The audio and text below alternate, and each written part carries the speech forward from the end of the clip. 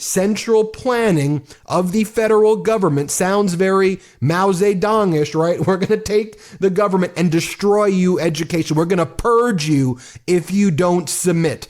Take a look at this letter written back to the Trump regime, smacking them down by Quinn Emanuel and King and Spalding, Republican lawyers from both firms. Here's what it says in their response to the federal government, to the Trump regime. The lawyers say, "We represent Harvard. We're writing in response to your letter dated April 11, 2025, addressed to Dr. Alan Garber, Harvard's president, and Penny Pritzker, senior fellow of the Harvard Corporation. Harvard is committed to fighting anti-Semitism and other forms of bigotry in its community. Anti-Semitism and discrimination of any kind not only are abhorrent and antithetical to Harvard's values, but also threatens our academic mission. To that end, Harvard has made and will continue to make lasting and robust structural policy and programmatic changes to ensure that the university is welcoming and supporting as a learning environment for all students and continues to abide in all respects with federal law across its academic programs and operations, while fostering open inquiry in a pluralistic community free from intimidation and open challenging orthodoxies, whatever their source. Over the past 15 months, Harvard has undertaken substantial policy and programmatic measures. It has made changes to its campus policies, adopted new accountability procedures, imposed meaningful discipline for those who violate university policies, enhanced programs designed to address bias and promote ideological diversity and civil discourse, hired staff to support these programs and support students, changed partnerships, dedicated resources to combat hate and bias, and enhance safety and security measures. As a result, Harvard is in a very different place today from where it was a year ago. These efforts and additional measures the university will be taking against anti-Semitism not only are the right thing to do, but also are critical to strengthening Harvard's community as a place in which everyone can thrive. It is unfortunate then that your letter disregards Harvard's efforts and instead presents demands that, in contravention of the First Amendment, invade university freedoms long recognized by the Supreme Court. In other words,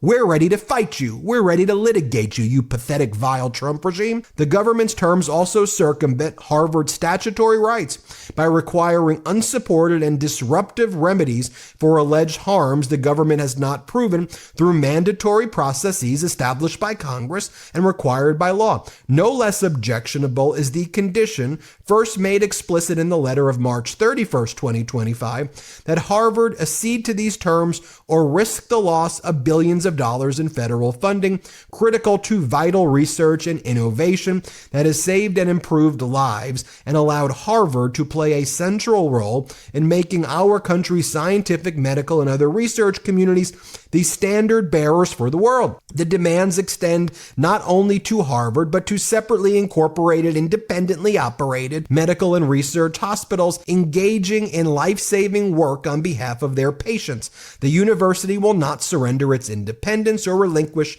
its constitutional rights. Neither Harvard nor any other private university can allow itself to be taken over by the federal government. Accordingly, Harvard will not accept the government's terms as an agreement in principle. Harvard remains open to dialogue about what the university has done and is planning to do to improve the experience of every member of its community, but Harvard is not prepared to agree to demands that go beyond the lawful authority of this or any administration. Signed, William Burke, a lawyer from Quinn Emanuel, and Robert Herr, a lawyer from King and Spalding. Let's talk briefly about who these lawyers are. As Charles Fishman explains, fascinating element of Harvard's refusal to buckle to the Trump administration today. Who are Harvard's lawyers in this matter? Number one is Robert Herr. Sound familiar? Robert Herr is the former United States Attorney for Maryland, named by Donald Trump.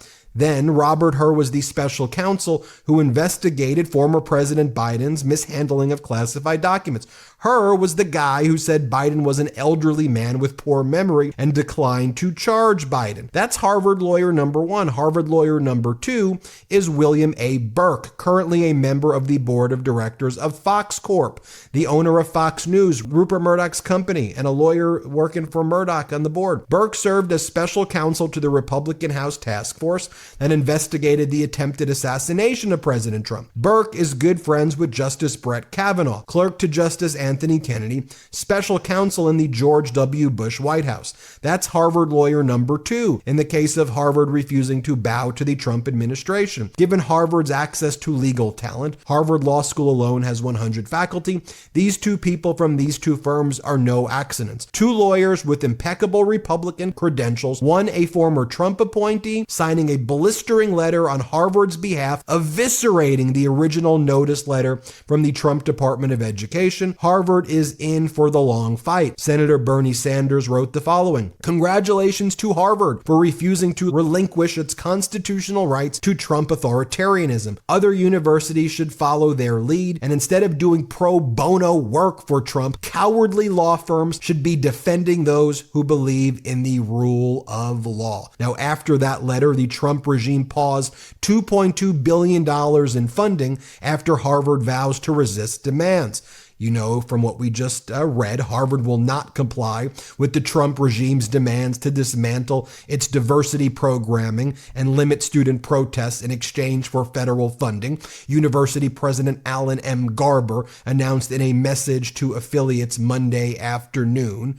The Trump regime then paused $2.2 billion in multi-year grants and $60 million in multi-year contracts to Harvard over its decision earlier today to reject the White House's demands, a dramatic escalation in its crusade against the university. Trump regime going after the #1 university and research center because they refuse to become a vassal university of the Trump regime. Just think about Trump, a pathetic, crappy student who we don't even know what his grades were because he hides and conceals it. Donald Trump is jealous.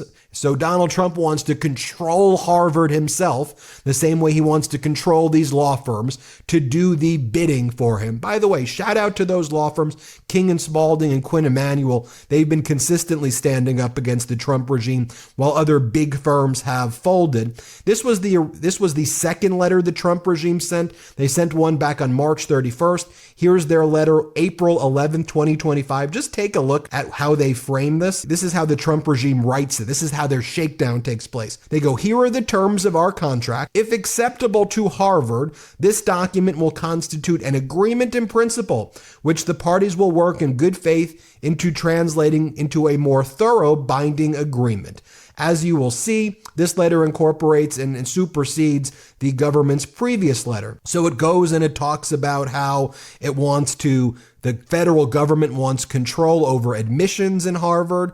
They want to audit the student body, faculty, and staff for their viewpoints. Yes, the Trump regime wants an audit of the student body's views and where their political views are, and they want Harvard to carry it out on behalf of the federal government.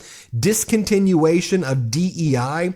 The university must shutter all diversity, equity, and inclusion programs, offices, committees, positions, initiative under whatever its name, and stop all DEI-based policies, including DEI-based disciplinary or speech control policies under whatever name. Demonstrate it has done this to the satisfaction of the Trump regime. Think about how horrific that is. I'm glad Harvard is standing up. I hope other universities stand up. I hope other law firms stand up. Use your voice. Trump is a pathetic, vile, cornered little rat. No offense to cornered rats. They have far more integrity than Trump. Stand up to this fool. Be loud about it. We're in this together for the democracy. Please. I think good work, Harvard, there. I mean, there's other things you can criticize them for, but good work there. Hit subscribe. Let's get to 5 million subscribers. Thanks for watching. Can't get enough Midas? Check out the Midas Plus Substack for ad-free articles, reports, podcasts, daily recaps from Ron Filipkowski, and more. Sign up for free now at MidasPlus.com.